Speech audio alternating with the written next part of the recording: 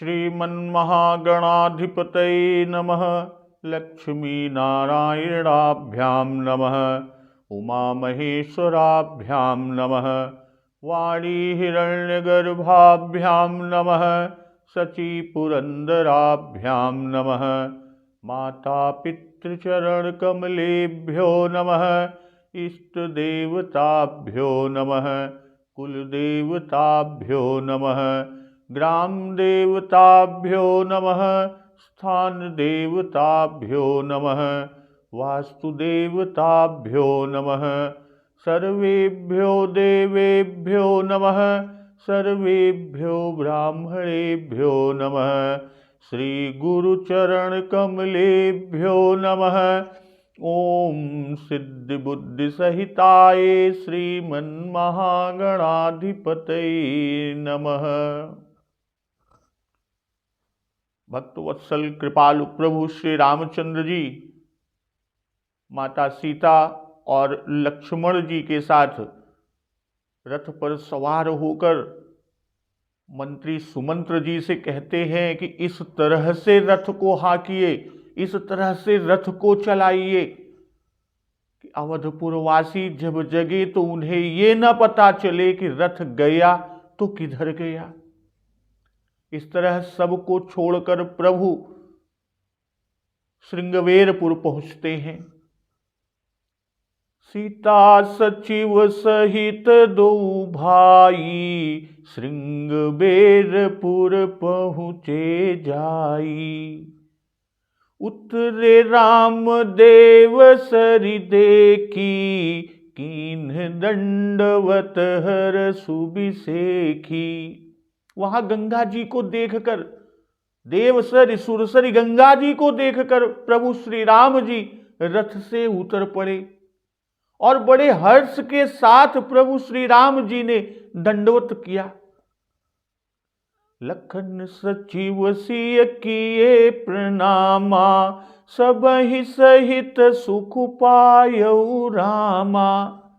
लक्ष्मण जी, सुमंत्र जी और माता सीता जी ने भी प्रणाम किया। सबके साथ प्रभु श्री रामचंद्र जी ने सुख पाया। गंग सकल मुद मंगल मूला सब सुख करनि हरनि सब सूला। सुरसरी पावनी गंगा जी समस्त आनंद और मंगलों की मूल हैं और वे सब सुखों की करने वाली और सब पीड़ाओं को हरने वाली हैं। प्रभु श्री रामचंद्र जी कही कही कोटिक कथा प्रसंगा रामु बिलो कही गंग तरंगा। सचिव ही अनुज ही प्रिय ही सुनाई विबुध नदी महिमाय अधिकाई। अनेक कथा प्रसंग कहते हुए प्रभु श्री राम जी गंगा जी को तरंगों को देख रहे हैं। बहुत सारी अनेक कथाएं सुनाए और हर कथा पर प्रभु श्री राम जी गंगा जी की तरंगों को देखते हैं। सचिव ही अनुज ही प्रिय ही सुनाई विबुध नदी महिमाय अधिकाई।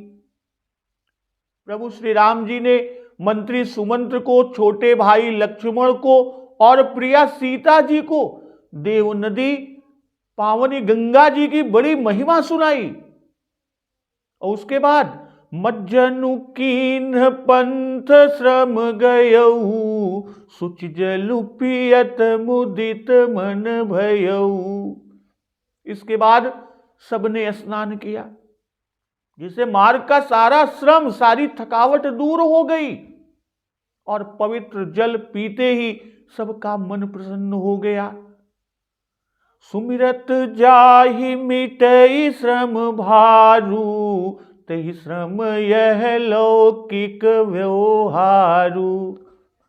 कि जिनके स्मरण मात्र से, यानी बार बार जन्म लेने और बार बार मरने का जो महान कष्ट है, महान श्रम है, यह भी जिनके स्मरण मात्र से मिट जाता है, उनको श्रम होना, यह केवल लौकिक व्यवहार है, प्रभु की नर लीला है।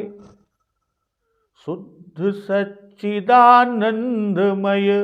कंद भानुकुल के चरित करत नर अनुहरत संसृत सागर सेतु।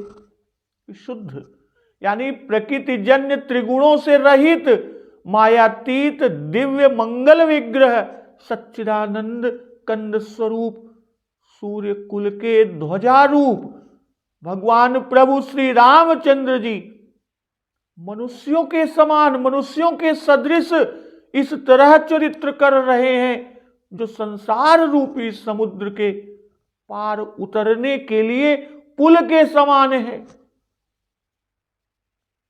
यह शुद्धि गुह निषाद जब पाई, मुदित लिए प्रिय बंधु बुलाई। लिए फल मूल भेंट भरी भारा, मिलन चले हरसु अपारा। करि दंडवत भेंट धरी आगे, प्रभु ही बिलोकत यति अनुरागे।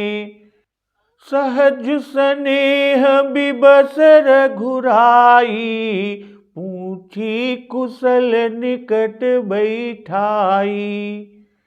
नाथ कुशल पद पंकज देखे, भयउ भाग भाजन जन लेखे।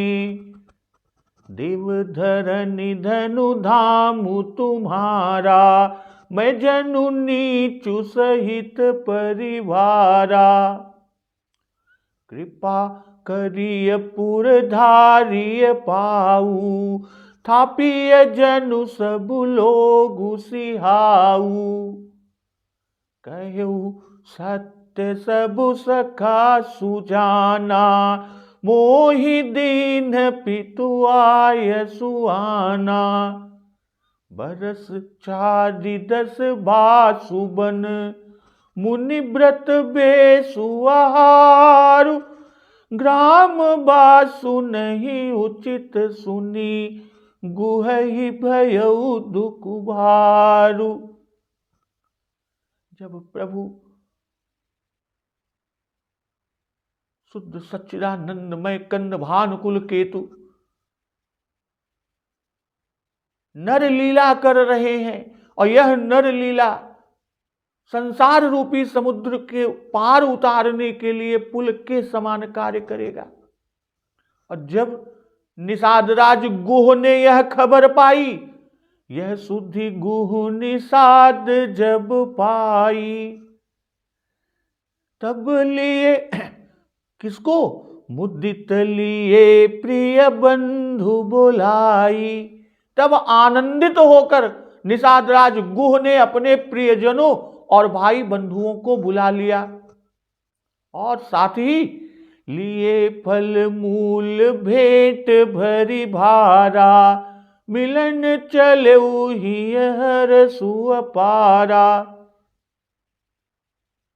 और भेंट देने के लिए फल मूल कंद लेकर और उन्हें भारों यानी बहंगियों में भर कर मिलने के लिए चले। निषादराज गुह के हृदय में हर्ष का कोई पार नहीं था, कोई पार नहीं है, यानी अपार हर्ष है। तो करि दंडवत भेंट धरी आगे, प्रभु ही बिलोकत यति अनुरागे। दंडवत करके भेंट सामने रख दिया। कौन? निषादराज गुह ने प्रभु श्री राम जी के सामने, और सामने भेंट रख कर और अत्यंत प्रेम से प्रभु को देखने लगा, प्रभु को निहारने लगा। कौन? निषादराज गुह जी। तब रघुनाथ जी सहज स्नेह बिबस रघुराई, पूछी कुशल निकट बैठाई।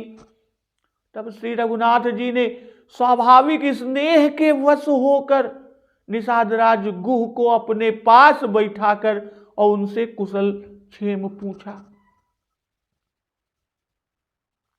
तो यहां गुह निषाद भाई श्री राम जी का आगमन सुना, निषाद राज जी ने प्रभु श्री राम जी का आगमन सुना, तो आगमन सुनकर निषाद राज गुह के सब विकार दूर हो गए। बंधु बुलाई, सबको बुलाया, क्योंकि सब कुटुंबियों के सहित वह श्री राम जी की शरण होना चाहता है। जैसा आगे स्वयं निषाद राज गुह ने कहा, देवधर निधन धाम तुम्हारा, मैं जन नीच सहित परिवारा। भाई प्रिय और भाइयों को बुलाया, भाइयों को साथ लिया। क्यों? क्योंकि उत्तम पदार्थ अकेले ही सेवन नहीं करना चाहिए, यानी अकेले ही सेवन करना योग्य नहीं है। भगवत अर्चन परिवार के साथ करना चाहिए। इसे बही तुम ही सहित परिवारा, इसलिए मुदित लिए प्रिय बंधु बुलाई। निषाद राज गुह ने सुना कि प्रभु श्री राम सीता जी, लक्ष्मण जी और मंत्री सुमंत्र जी सहित गंगा तट पर विराजमान हैं, रथ पर आए हैं। तो निषाद राज गुह जी समझे कि गंगा स्नान के लिए, पूजन के लिए आए हैं, इसलिए सात्विक आहार के योग्य फल और मूल भार बहंगी में भरकर उपहार स्वरूप लेकर आए। वाल्मीकि जी लिखते हैं कि इस देश के राजा का नाम गुह है, या निषाद जाति का है, और ये प्रभु श्री रामचंद्र जी का प्राणों के समान मित्र और बड़ा बली। यह सुनकर कि राम जी हमारे देश में आए हैं, तो वह बूढ़े अमात्यों और साथियों के साथ होकर वहां आए। अब पद्म पुराण भूमिखंड में उल्लेख है, राजा पृथु के जन्म के वर्णन में यह लिखा है कि जब ऋषियों ने राजा वेन को पकड़कर क्रोध में भरे हुए उसकी बाईं जंघा को मथना आरंभ किया, तो उससे काले अंजन की राशि के समान एक नाटे कद का मनुष्य प्रकट हुआ। जो नाटे कद का मनुष्य प्रकट हुआ, उसकी आकृति विलक्षण थी। लंबा मुंह, विकराल आंखें, नील कवच के समान काला रंग, मोटे और चौड़े कान, बेडौल बढ़ी हुई बाहें और विशाल भद्दा सा पेट, यही उसकी हुलिया। ऋषियों ने उसकी ओर देखा और कहा, निषीद यानी बैठ जाओ। ऋषियों ने क्या कहा? निषीद यानी बैठ जाओ, जिसका अर्थ है, तो ऋषियों की बात को सुनकर जो प्रकट हुआ था वह भय से व्याकुल होकर बैठ गया, इसलिए उसका नाम निषाद पड़ गया। पर्वतों और वनों में ही उसके वंश की प्रतिष्ठा हुई। तो हरसु अपारा, मिलन चले ही हरसु अपारा। राम जी के अनुभव को ब्रह्मानंद कहते हैं। जिनका अनुभव मात्र करने से ब्रह्मानंद होता है, तो उनके दर्शनों को निषाद राज जा रहा है, इसलिए उसके आनंद का कोई पारावार नहीं है, यानी अपार हर्ष है। जी में उमंगे भरी हैं कि चलकर प्रभु श्री राम को देखूंगा, और जिस प्रकार देखा सो आगे कहते ही हैं कि लिए फल मूल भेंट भरी भारा, मिलन चले ही हरस अपारा। भाई निषाद राज को खबर मिली कि मुनिवेश से श्री सीताराम लक्ष्मण जी वन को जा रहे हैं, इसलिए मुनियों के योग्य जो भेंट है, कंद मूल फल, वही लेकर मिलने आए। और जब भरत जी आएंगे तब उनसे मिलते समय निषाद राज दूसरे प्रकार की भेंट, यानी जो राजाओं के योग्य है, उसे ले जाएंगे, क्योंकि राजा जी भरत हैं उस समय, भरत जी राजा हैं। अब भारी भारा लिए फल मूल भेंट भरी भारा, तो भरी भारा का भाव कि भेंट का भार परिपूर्ण चाहिए, खाली नहीं होना चाहिए, पात्र भरा रहना चाहिए। जैसे दधि चिऊरा उपहार अपारा, भरी भरी कांवर चले कहारा। तो हमेशा भरा हुआ उपहार, यानी जिस पात्र में दिया जाए वह भरा हो, खाली ना हो। अब मिलते कैसे हैं? करि दंडवत भेंट धरी आगे, प्रभु ही बिलोकत अति अनुरागे।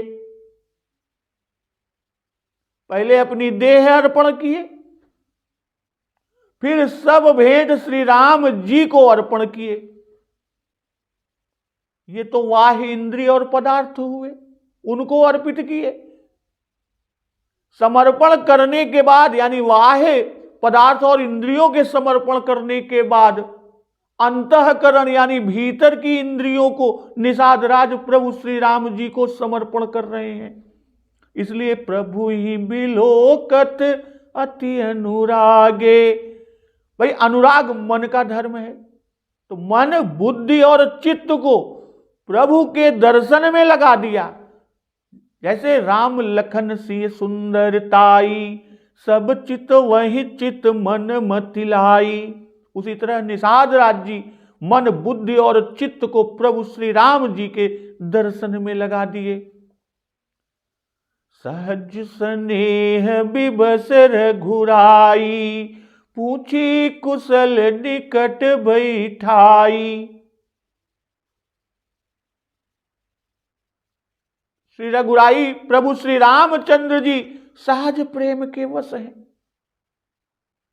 अब प्रभु श्री राम जी ने निषाद राज को पास बिठाकर कुशल पूछा। नाथ कुशल पद पंकज देखे, भयउ भाग भाजनु जन लेखे। भाग भाजन यानी भाग्य के पात्र, भाग्य वाले या बड़भागी, कि अब मैं बड़भागी लोगों की गिनती में आ गया। निषाद राज जी कह रहे हैं कि हे नाथ, आपके चरण कमलों के दर्शन से सब कुशल है, और अब तो मैं बड़भागी लोगों की गिनती में आ गया कि भयउ भाग भाजनु जन लेखे, अर्थात मैं आपका एक बड़ा भाग्यवान दास आज से माना जाऊंगा। तो सहज स्नेह बिबस रघुराई, पूछी कुशल निकट बैठाई। सहज स्नेह विवश, प्रभु श्री राम जी स्वाभाविक प्रेम के वश हैं। निषाद राज ने दंडवत किया, उससे वश न हुए। भेंट अर्पण किया, उससे वश न हुए। अति अनुराग से जब निषाद राज स्वरूप के दर्शन में लग गए, तब प्रभु निषाद राज के वश हो गए। रहा न गया, पास बिठा ही तो लिया और कुशल प्रश्न करने लगे। पूछे लगे कहा और बाकी सब ठीक है, कुशल क्षेम करे लागे। रघुराई, भाई रघुकुल के राजा या रघुकुल श्रेष्ठ है,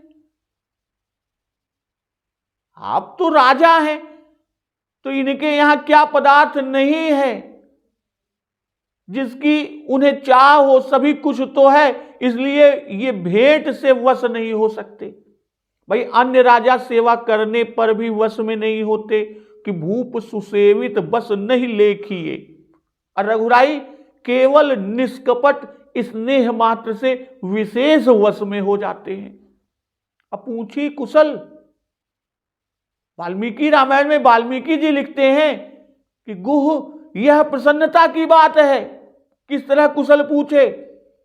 वाल्मीकि रामायण में जो उद्धृत है कि गुह यह प्रसन्नता की बात है कि मैं बांधवों के सहित आपको निरोग देखता हूं। आपके राज्य, मित्र और वन का तो कुशल है। कुशल पूछना यह आत्मीयता का निदर्शक है। अब कुशल ही नहीं पूछे, निकट बैठाई, यह बड़ा आदर और प्रेम को दिखाता है, प्रेम को प्रदर्शित करता है। तो यह पहला परिचय है। इसी से यहां प्रभु श्री राम जी निषाद राज से भेंटे नहीं, अकवारी भेंटे नहीं।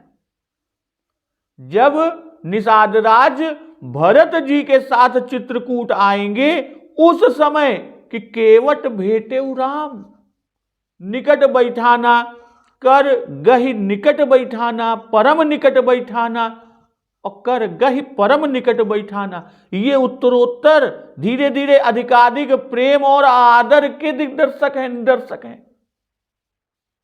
निकट बैठाने का परम सौभाग्य सबसे पहले निषाद राज को ही मिला।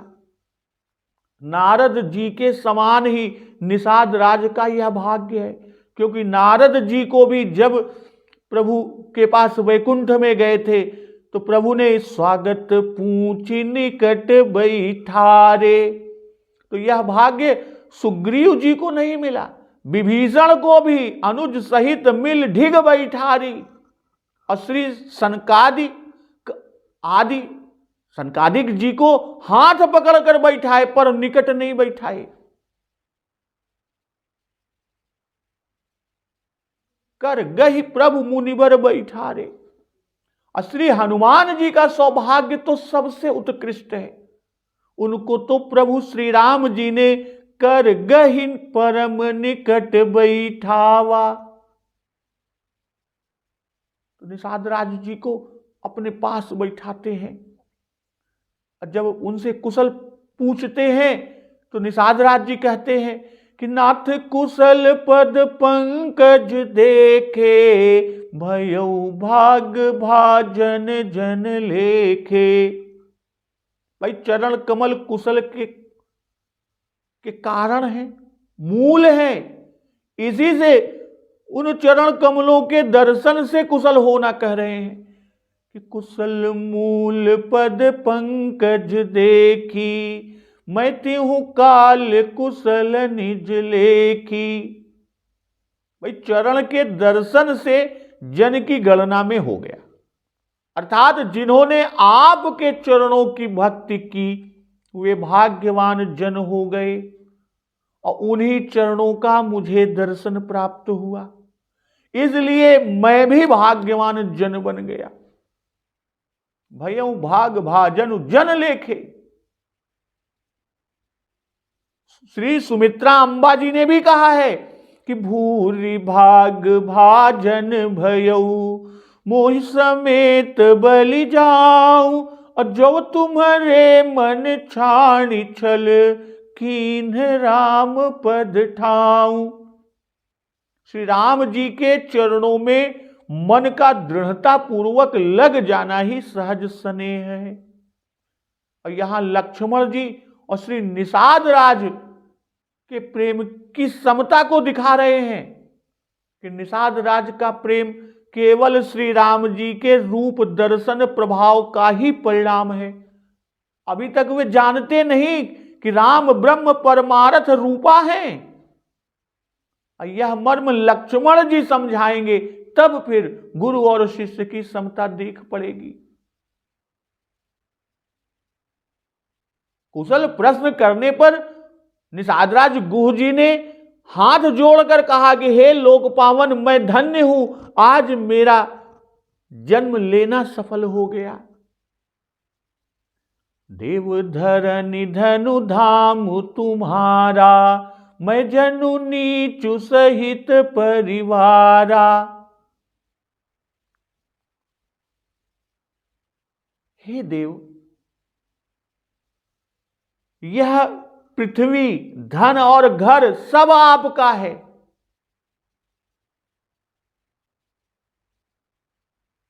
सब कुछ आपका है, और मैं परिवार सहित आपका छोटा टहलुआ हूं, आपका दास हूं। कृपा करिय पुरधारिय पाऊ, थापिय जनु सब लोग सिहाऊ।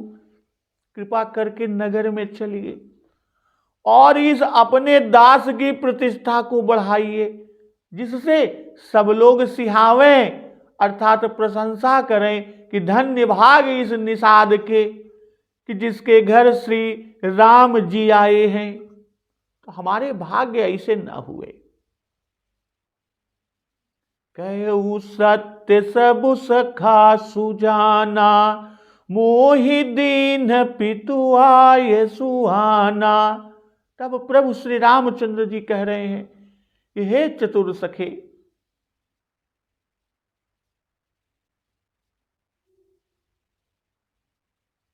हे सुजान सखा, तुमने सत्य ही कहा, तुमने बिल्कुल ठीक कहा, पर मेरे पिता महाराज ने मुझे कुछ और ही आज्ञा दी है।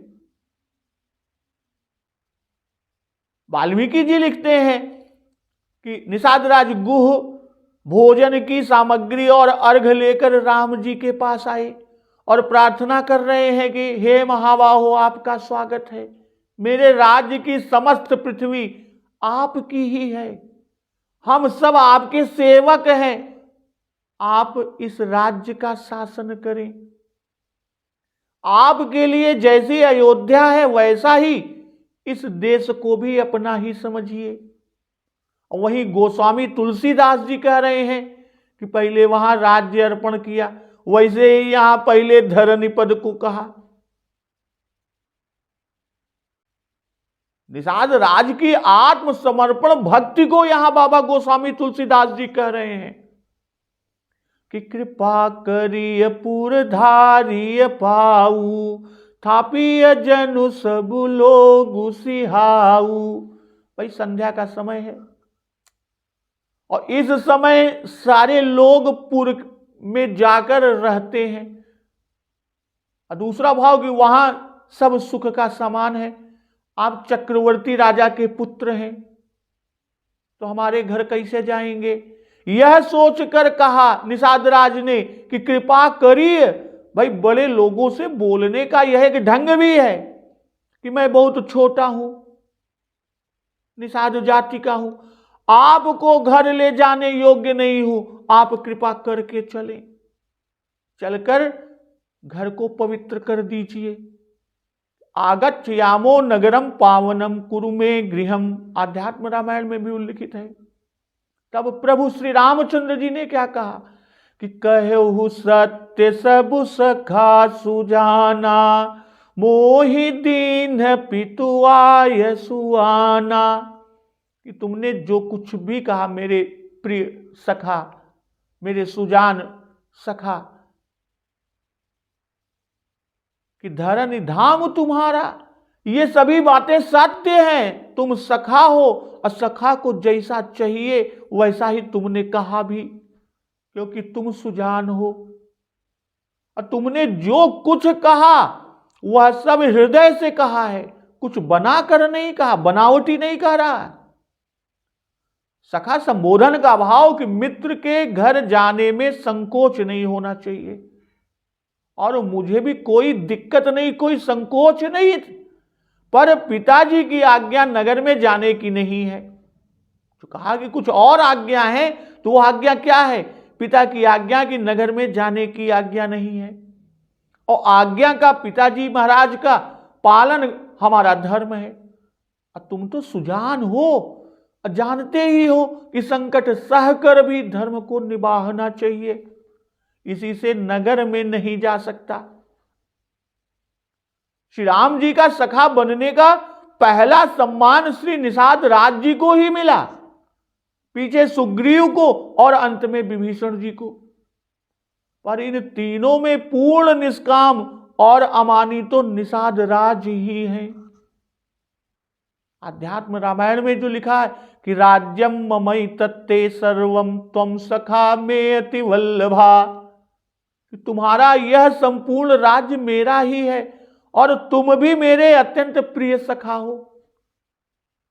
प्रभु कह रहे हैं कि बरस 410 बासुबन, मुनि व्रत बेसुआहार, ग्राम बासु नहीं उचित सुनी, गुहहि भयउ दुख भार। 14 वर्ष वन में निवास, मुनियों के व्रत वेश और भोजन की आज्ञा है। बरस 410 4 और 10 यानी 14। बास वन, वन में निवास। मुनि व्रत वेश आहार, यानी मुनि के व्रत वेश और आहार यानी भोजन इसी की आज्ञा है। इसलिए ग्राम में ठहरना मेरा उचित नहीं है कि ग्राम बासु नहीं उचित सुनी। सुनो, गांव में मेरा रुकना उचित नहीं है। और यह सुनकर गुह ही भयउ दुख भारू, कि निषाद राज गुह जी को भारी दुख हुआ कि ये तो अति कोमल है। वर्षा, ग्रीष्म, शरद और हिम में बिना ग्राम के कैसे निर्वाह होगा, कैसे निभेगा। और फिर इससे भी दुख हुआ कि ग्राम में आने की आज्ञा नहीं, हमारा घर पवित्र नहीं कर सके, हमारा घर पवित्र नहीं हो पाया। तो प्रभु ने जो कहा कि बरस 4-10 बासुबन, भाई अभी वनवास का प्रारंभ है। और ऐसा यही कि बरस 4-10, यही माता कौशल्या जी से भी प्रभु श्री राम जी ने कहा था। तो 2 बातें निषादराज गुह ने कही थी, उन दोनों का प्रभु ने उत्तर दिया कि तुम पुर में वास करने को कहते हो और पिता महाराज की आज्ञा 14 वर्ष तक वन में वास करने की है। तुम राज्य करने को कहते हो और मुझे मुनियों की तरह रहने की आज्ञा है। तो निषादराज गुह से कहा कि ग्राम बासु नहीं उचित सुनु, ग्राम वास नहीं उचित। परंतु सुग्रीव से प्रभु श्री राम जी ने कहा है कि पूर्ण जाऊं 10 चारि बरीसा। और विभीषण जी से कहा है कि पिता बचन मय नगर न जाऊं। तो तीनों जगह पृथक पृथक नाम देकर ग्राम, पुर और नगर तीनों का निषेध दिखाया कि तीनों में मेरा जाना निषेध किया गया। अर्थात तीनों में से कहीं पर भी जाने की आज्ञा मुझे नहीं है। तो यह विशेष उदासी का अर्थ स्पष्ट किया। भाई निषादराज ग्रामवासी हैं इसलिए ग्राम कहे, सुग्रीव जी पुरवासी हैं इसलिए पुर कहा, और विभीषण जी नगरवासी हैं इससे विभीषण से नगर कहे। अब मुनि व्रत वेश आहार से 5 विषयों से वैराग्य को दिखाया, बताया। श्री राम जी विशेष उदासी हैं, तन मन से इनका वैराग्य है।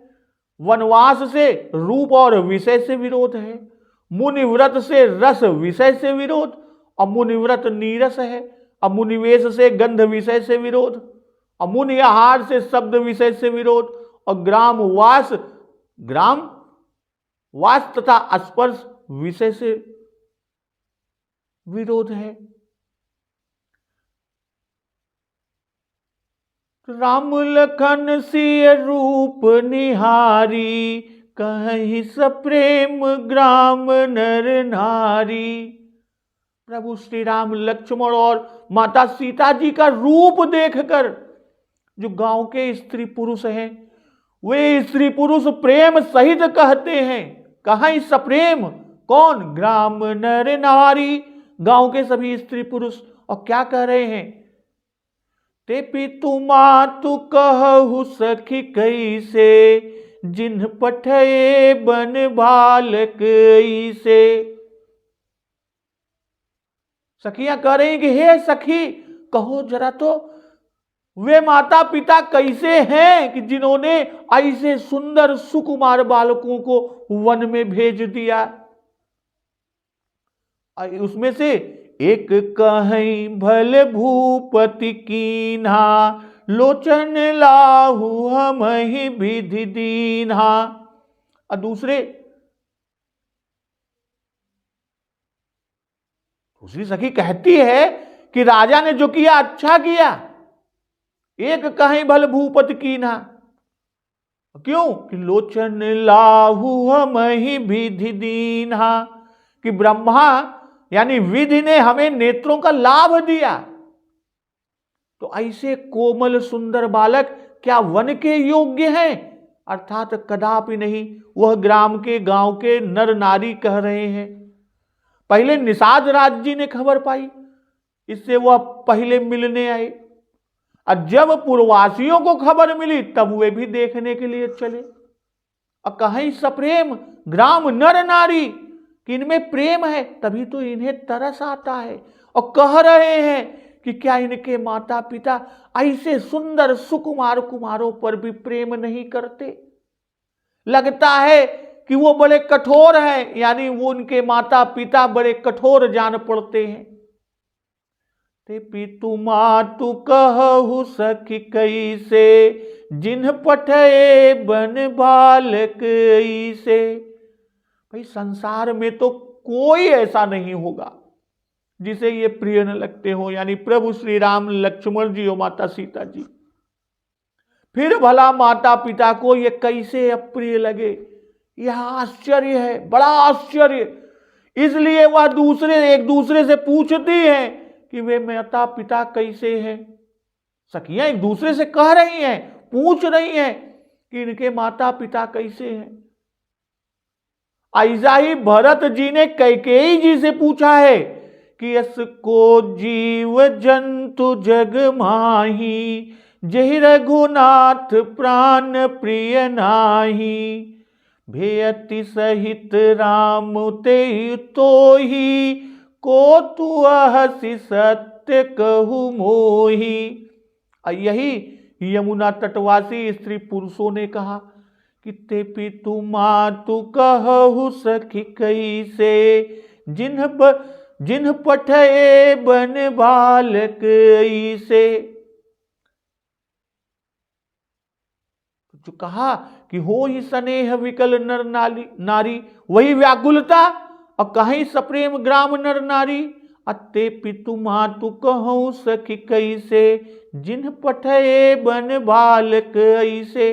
तो इसी तरह सर्वत्र जहां पर भी प्रभु श्री राम, लक्ष्मण और माता जी जाते हैं, सब ऐसा ही कहते हैं, यानी इनकी सुकुमारता को देखकर सभी व्याकुल हो जाते हैं।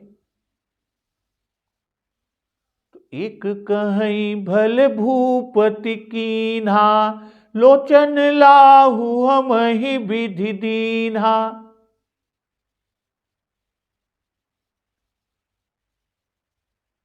भल भूपति यानी पृथ्वीपति, इन्हें वनवास देकर पृथ्वी भर का भला किए, और हमारा भी किए कि हमको भी दर्शन दिला दिए।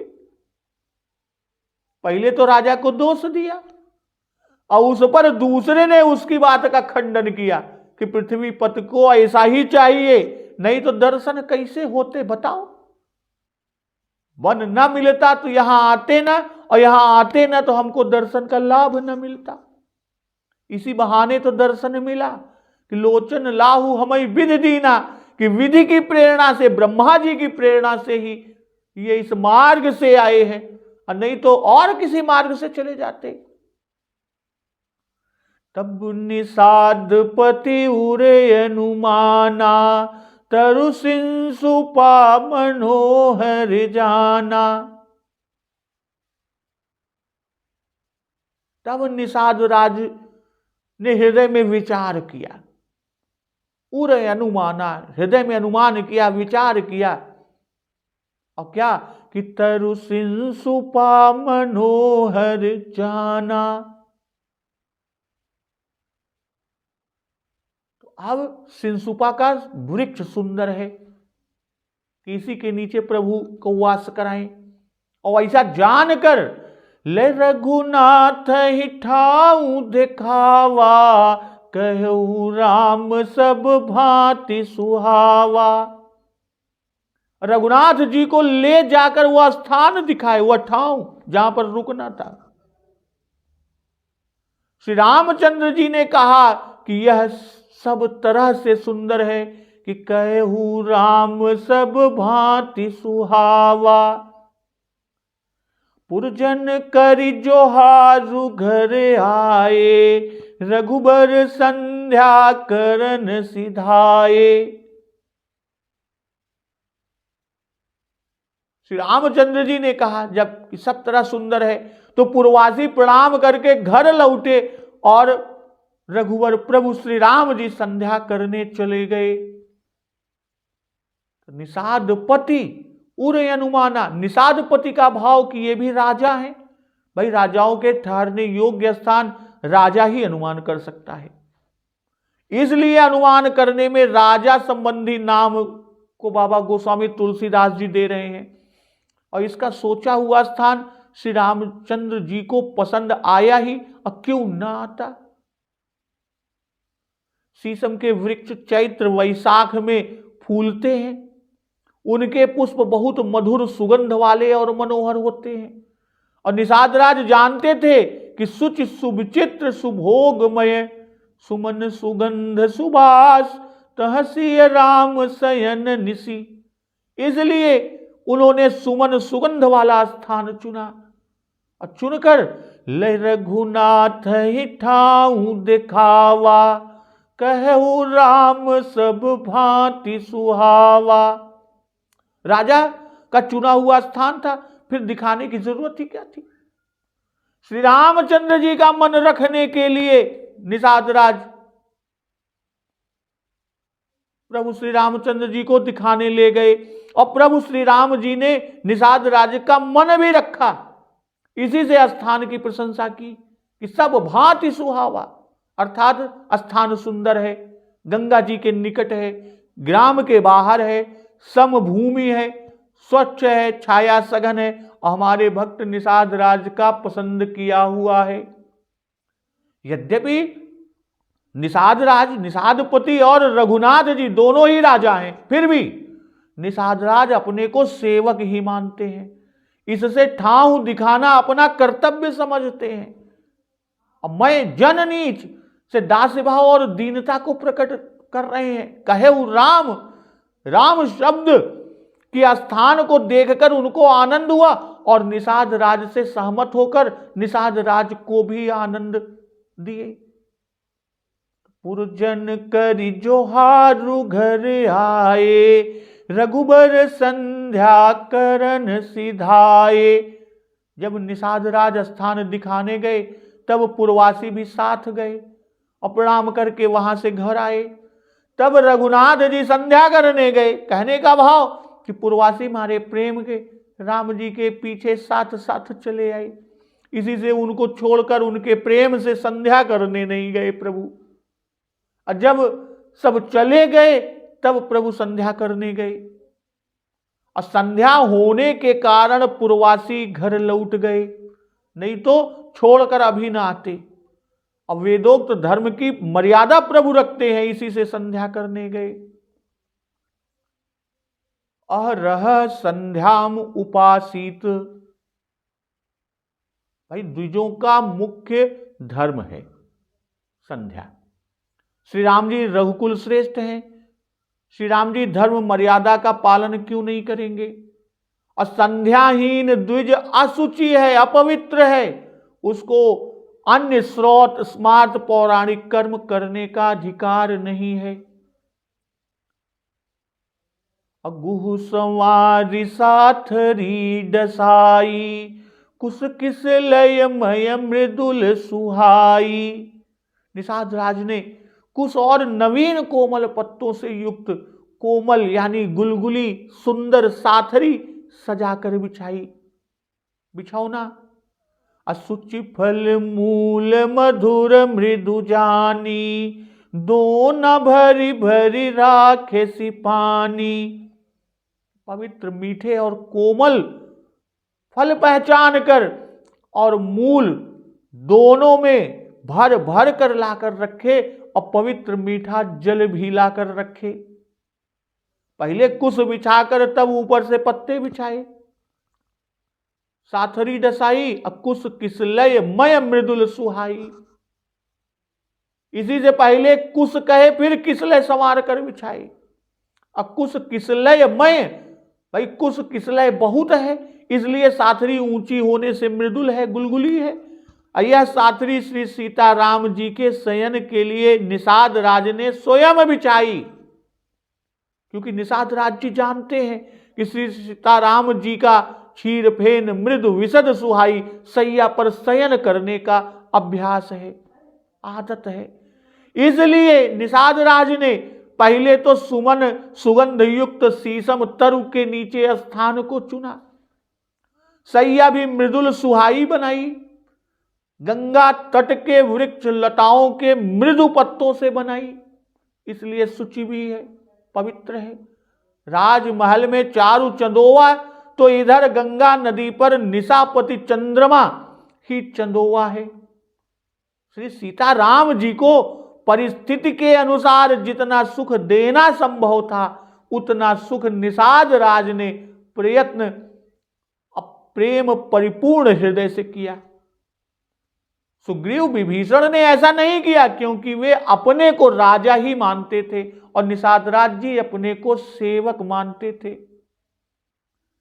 सुचिफल मूल मधुर मृदु जानी, दो न भरी भरी राखे सी पानी। भाई कोई कोई फल मूल अपवित्र भी होते हैं, जैसे उमरी गूलर का फल, विलायती अरंड का फल, जिसे और कैथा कुंदरू ये फल, और गाजर आदि मूल, और मुनि व्रत वेश आहार, ऐसा राम जी ने कहा था। इसलिए मुनियों के योग्य जो फल और मूल कंद हैं, उन्हीं को लेके आए कि ये फल उन वृक्षों और उस भूमि के हैं जिन्हें निषाद राज जी जानते हैं कि इसके फल मूल या कंद निस्संदेह मधुर और कोमल हैं। दोना भरी भरी, बहुत से दोनों में भर भर कर लाई, कई प्रकार के, एक एक प्रकार के अलग अलग दोनों में रखे। 4 मूर्ति खाने वाले हैं, इसी से प्रत्येक किस्म के भर भर कर लाई। और चैत्र वैशाख में ढाक में नवीन पत्ते निकलते हैं। चैत्र और वैशाख मास में ढाक में नवीन पत्ते निकलते हैं, जिसके पत्तल और दोने बनाए जाते हैं। यह वृक्ष पवित्र वृक्षों में माना गया है। इसकी लकड़ी से यज्ञ पात्र बनते हैं। उपनयन संस्कार में इसी का दंड ग्रहण किया जाता है जब सन्यासी के रूप में जाते हैं। इसको ब्रह्म वृक्ष भी कहते हैं। किसे? ढाक के वृक्ष को ब्रह्म वृक्ष भी कहते हैं, और उसी के पत्तों से दोने बनाए।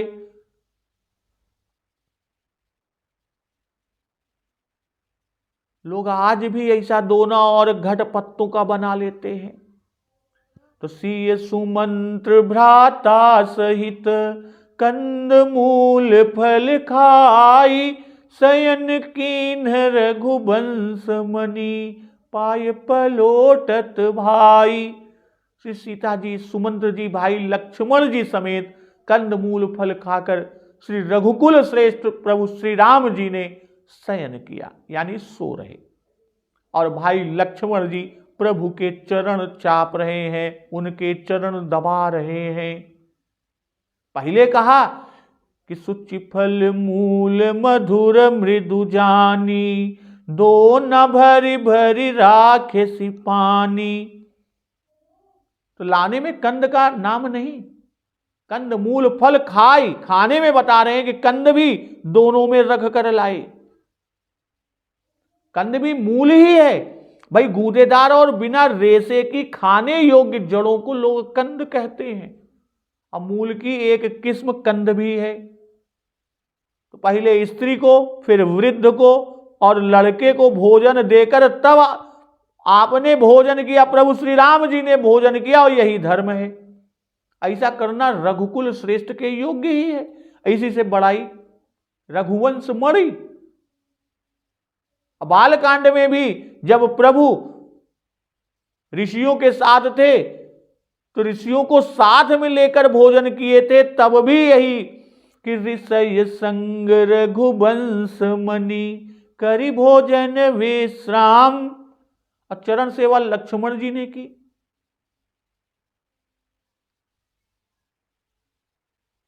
क्योंकि एक तो माता की आज्ञा है कि तुम सब सेवा करना जिससे श्री सीताराम जी को सुख मिले। निषाद राज ने साथरी बिछाने में अपना अधिकार समझकर साथरी बिछाई, और शयन कीन्ह रघुवंश मणि, भाई शुचि फल मूल कंद जो निषाद राज जी लाए थे उसे प्रभु श्री राम जी ने सीता लक्ष्मण जी और मंत्री सुमंत्र जी के साथ स्वीकार किया, उसको ग्रहण किया। अब भोजनोपरांत निषाद राज जी की बनाई हुई साथरी पर सोए। भाई पिछली रात्रि यात्रा में ही बीती, जागते ही रहे, आज सोए और लक्ष्मण जी चरण सेवा में लग गए। प्रभु श्री राम जब बाहर रहते हैं तो चरण सेवा लक्ष्मण जी ही किया करते हैं कि चापत चरण लखन उर लाए। तो चरण सेवा का अवसर बड़े भाग्य से मिलता है कि बड़ भागी अंगद हनुमाना, चरण कमल चापत विधिनाना। और वन में जाने से जैसा सुअवसर लक्ष्मण जी को सेवा का मिलेगा वैसा सुअवसर घर पर मिलना दुर्लभ है। इसी बात का लक्ष्य करके भगवती सुमित्रा अम्बा देवी ने कहा था कि तुम्हारे ही भाग राम बन जाही, दूसर हेतु तात कछु नाही। अब प्रभु सो रहे हैं, लक्ष्मण जी उनके चरण सेवा में लगे हैं। तो भक्तजन इससे आगे का प्रसंग का श्रवण अमृत रसपान हम लोग अगले दिवस की कथा में करेंगे। तो एक बार जोर से बोलिए सियावर रामचंद्र की जय, पवन सुत हनुमान की जय, जगत जननी मां जगदम्बा की जय, गुरुदेव भगवान की जय, उमापति महादेव की जय। जय श्री राम।